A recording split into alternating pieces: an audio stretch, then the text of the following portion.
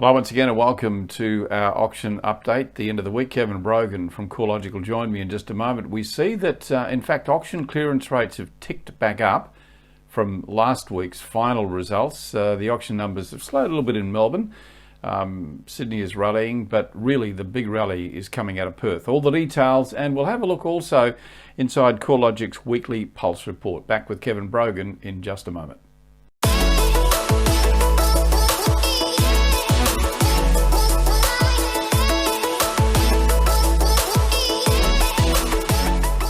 Point your clients in the right direction with our range of directional signage.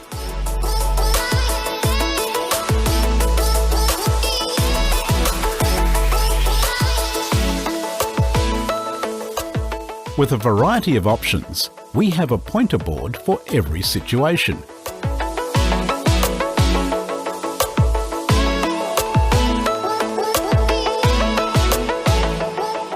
Made with quality, durable materials, they're built to withstand our varying weather.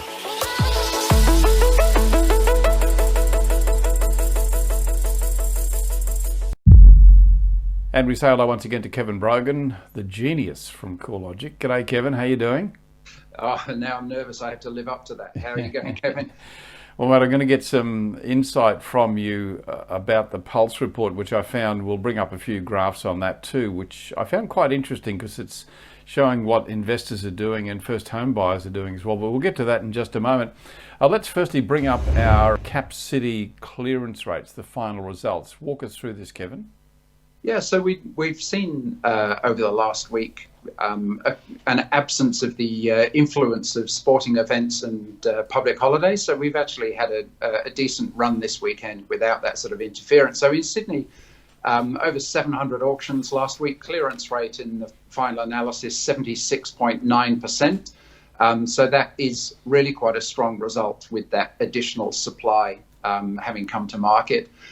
Similar sort of story in Melbourne. We had a much busier weekend, 974 auctions. If you cast your mind back a few weeks to just prior to the AFL Grand Final, we had 1,022. So the level of activity was pretty strong, and the clearance rate, again, mid-70s, 75.2%, pretty strong. Across the other markets, Brisbane, as we say, 50% is a sort of benchmark in Brisbane for quite a strong performance. Got really fairly close to that off lower volumes, of course, but for Brisbane this year, 125 auctions, quite a respectable number. Adelaide, just over 70%. I think we'd be quite pleased with that result. Canberra 75% as well, so sort of mirroring what happened in Sydney in terms of the clearance rate. And you mentioned Perth, also for Perth quite a strong result in the mid 40%, because we've spoken fairly frequently about what's been happening in Perth. The market's been fairly soft for a number of years, so that's not a bad result over in the West. Yeah, weighted average 73.5%. Correct me if I'm wrong, Kevin, but is that an improvement on last week's final number? Oh, look, it is. Last week we did see the weighted capital city average fall below 70% for the first time in 8 weeks. And whilst there were quite a few questions surrounding that about, is that the sort of auction boom over? I think it was impacted. I think by the public holidays, and that may have had an impact on the participation rates, which then translated into the clearance rates. So I think this goes back, being an unfettered weekend. This sort of goes back to sort of reinforce the confidence we've seen in the market for the preceding couple of months. Yeah, we're seeing a normal market probably return. We'll bring up the auction numbers for this weekend, and we can see that they're down in Sydney and Melbourne. Or in fact, they're down everywhere except for Perth, Kevin. Yes, that's right. I mean, they are down marginally. I mean, as I said, Sydney last week 733, this week 684. It's down a little bit. Melbourne almost 1,000, down to the sort of mid 800s range. So it is down just a little. Perth, you're right, it is up, but again, still fairly modest numbers in Perth at 26 auctions for this coming weekend. Okay, well, there's a snapshot at what's coming up. We'll do a recap on that before we leave you. But before we do, I just want to move now to a couple of graphs that we've drawn out of the latest CoreLogic Weekly Pulse report that I think show a very interesting picture. Housing investment is rebounding. Let's bring up our first graphic, if we could just speak to that. That's a rolling 3-month change in the value of investor housing finance commitments. We can see it's had a bit of an uptick. I think that's since, around about June of this year? Oh, look, I'm tipping May the 19th. Oh, okay. But that's specific. Absolutely. So the federal election settled the discussion around negative gearing and capital gains tax concessions. And sort of, even though we'd seen some strengthening in the market prior to the election, once the result had been announced, investors actually had some degree of certainty around those sort of taxation policies. So there was continuity. Had been assured, followed obviously by the fact that we have had subsequent interest rate cuts as well. So the increase in investor or the value of investor borrowing is probably not surprising. Yeah, but it does show how it was a rather dramatic rebound, wasn't it? Really gathering pace there. But if you look at that preceding 18 months, leading up to that, there was really a lot of uncertainty in the investor market anyway. Oh, look, there was. And as we've discussed on this show before, I mean, the softening of the market in Sydney in particular, and then followed by Melbourne, is very strongly linked to the restriction on availability for mortgage finance to investors. So investors for some time, since those changes were initially made, a 10% speed limit on investor lending and then a restriction on the amount of interest-only lending. Since that time, sort of, late 2014, 2015, investors had been feeling a bit of a squeeze, and that had impacted on the market. So, so this news with the removal of those restrictions, the taxation certainty, that has boosted confidence amongst investors. Yeah, you'd be excused for thinking that investors are squeezing first home buyers out of the market. I think you've got to keep all that in perspective. And while that's true, and I'll get your take on that in a moment, let's bring up our next graphic, which talks about the investors as a percentage of the total value of lending, excluding refinancing.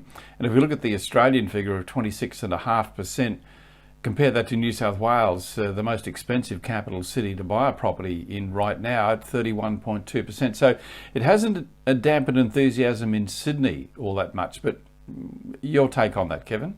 Yeah, so I think when the restrictions on lending to investors were sort of introduced, almost 50% of house purchases in Sydney were investor purchases. So we are down a fairly long way since the peak of investor activity. But as we are at the moment, I think we are significantly below the sort of 10-year rolling average, if you like, for investor activity. But Sydney clearly is the market where investors are most active as a percentage of the entire market. Yeah, let's take another look at this too and look for opportunity here. I think if we look at the Queensland market, probably also South Australia, and particularly Western Australia, investors haven't really rallied or jumped back into those markets, although they are now quite affordable. What do you think is going to happen, fast forward 12 months? What are these figures going to look like then? Yeah, well, look, Kevin, I think if you look at the graph that you put up first, which showed the rate of increase, if you have a look at that first graph, you can see the rate at which investor lending has increased. And I think that is in relation to sort of improved confidence and certainty in that market. So as you pointed out, I mean, the key drivers for the rental returns are population growth. Particularly, it has to be coupled with employment opportunities. And you've mentioned Southeast Queensland, and I know certainly in Adelaide, with defence contracts coming into play and a focus on technology businesses, and medical research coming to Adelaide, there's certainly talk of investment opportunities. But I think it is interesting. We look at the value of investor finance, but in July, the ABS data is actually showing that there was a 20.9% increase in first-time homebuyer lending. And I think that was clearly first-time home buyers looking at market conditions and thinking, well, now Now perhaps is the time to get into the market with values perhaps at the low end of where they're going to be, and maybe trying to preempt what we're seeing here with investors coming back into the market. Interesting insight. Just to recap before we leave you, the final clearance rate for last week was 73.5%, CoreLogic giving us those figures. And a look ahead at the auctions for this week, Sydney 684, Melbourne 854, Brisbane 120, Adelaide 74, Perth 26, up slightly, Canberra 68, Tasmania 2. We'll return on Monday. Kevin Brogan will be back with me and we'll give you a complete wrap and the preliminary figures as they rush out to us from CoreLogic. We bring you the most accurate report every Monday, and then we do a full recap every Friday. Kevin, great to be talking to you, my friend. Thank you. Have a top weekend. I look forward to talking to you on Monday. Thanks very much, Kevin. You too.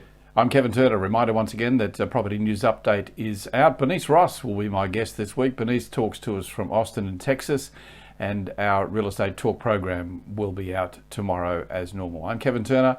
All of the shows, of course, available right now, and we live stream them on propertytv.io. Then they're available for you to watch at any time. Look forward to catching up with you again next time. I'm Kevin Turner. See you then.